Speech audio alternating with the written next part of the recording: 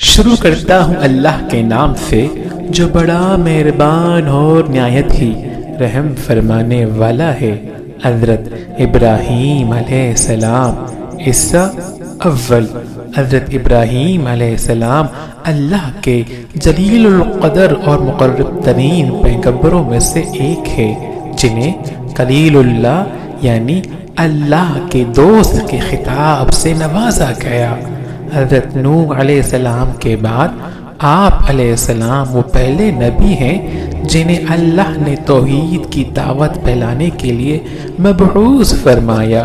حضرت ابراہیم علیہ السلام نے عراق، مصر، شام، فلسطین سے لے کر عرب کی صحرائی وادیوں تک توحید کی دعوت عام کی، پھر اپنے مشن کی تکمیل کے لیے سرزمین عرب میں اپنے بڑے بیٹے حضرت اسماعیل علیہ السلام، شام اور فلسطین میں دوسرے بیٹے حضرت اسحاق علیہ السلام اور مشرقی اردن میں اپنے بھتیجے حضرت لوط علیہ السلام کو مقرر فرمایا۔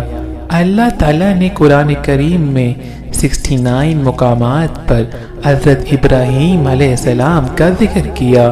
حضرت ابراہیم علیہ السلام کے آباء و اجداد عرب سے ہجرت کر کے بابل میں آباد ہو گئے تھے، وہی آپ علیہ السلام کی ولادت ہوئی۔ آپ کے والد کا نام طارق تھا لیکن آزر کے نام سے مشہور ہوئے۔ حضرت ابراہیم علیہ السلام کی پیدائش کے وقت آزر کی عمر 75 سال تھی۔ حضرت ابراہیم علیہ السلام کے علاوہ آزر کے 2 بیٹے اور تھے، ایک کا نام ناہور اور دوسرے کا نام ہاران تھا۔ ہاران کا انتقال آزر کی زندگی میں ہی ہو گیا تھا۔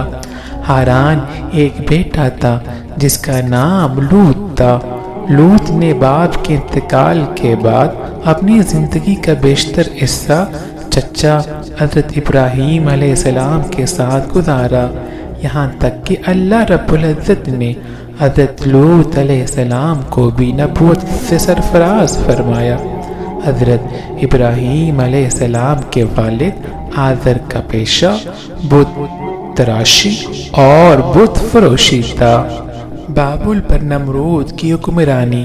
بابل اور اس کے آس پاس کے علاقوں پر نمرود کی بادشاہی تھی، جو ایک بہت طاقتور، متکبر، جابر اور بت پرست حکمران تھا۔ کہتے ہیں کہ سر پر تاج سب سے پہلے نمرود نے پہنا تھا۔ یہ زور طاقت رعایا سے اپنی ہی پرستش کرواتا تھا۔ ایک مرتبہ اس نے عجیب و غریب خواب دیکھا کہ آسمان پر ایک بڑا روشن اور خوبصورت ستارہ نمودار ہوا، جس کی روشنی اتنی تیز تھی کہ اس نے آسمان پر چمکتے چاند اور لاکھوں ستاروں کی روشنی کو ماند کر دیا۔ صبح ہوئی تو نمرود نے شہر کے تمام بڑے کاہنوں اور نجومیوں کو دربار میں طلب کر کے اپنا خواب سنایا اور تعبیر مانگی۔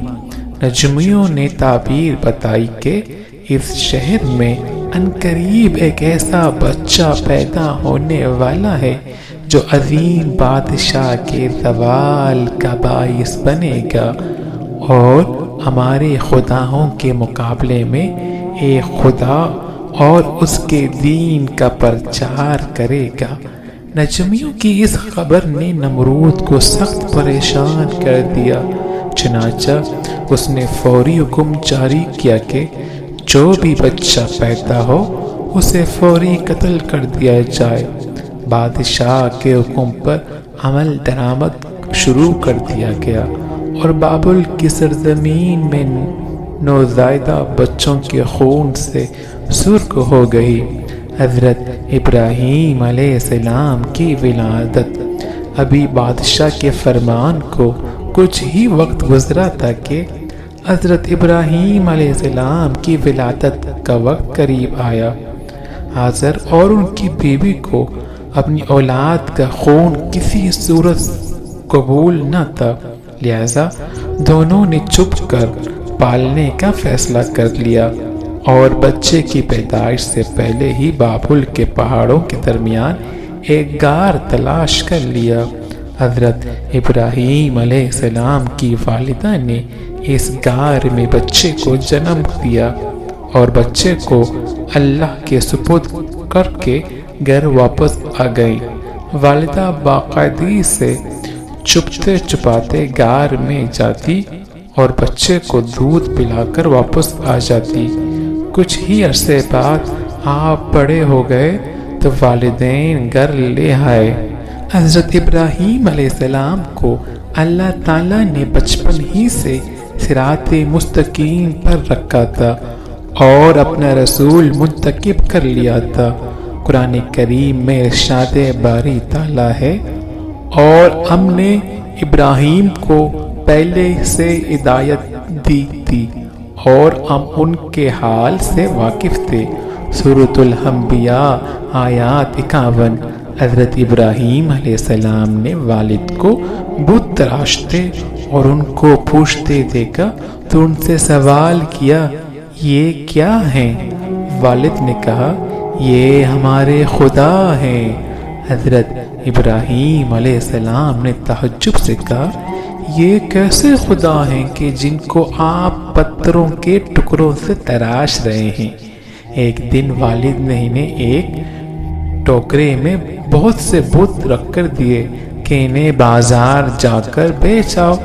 والد کے حکم کی تعمیل کرتے ہوئے ٹوکرا لے کر بازار پہنچ گئے اور آواز لگائی، اے لوگوں، آؤ اور اپنے ان خداؤں کو خرید لو جو تم کو نفع پہنچا سکتے ہیں اور نہ نقصان۔ لوگ جمع ہوتے اپنے خداؤں کے بارے میں حضرت ابراہیم علیہ السلام کی گفتگو کو تعجب سے سنتے اور آگے بڑھ جاتے۔ بازار جانے کا یہ سلسلہ کئی دن تک جاری رہا۔ جب ایک بت بھی نہ بکا بلکہ لوگوں نے حضرت ابراہیم علیہ السلام کی شکایتوں کے انبار لگا دیے تو آزر نے انہیں بازار بیچنا بند کر دیا۔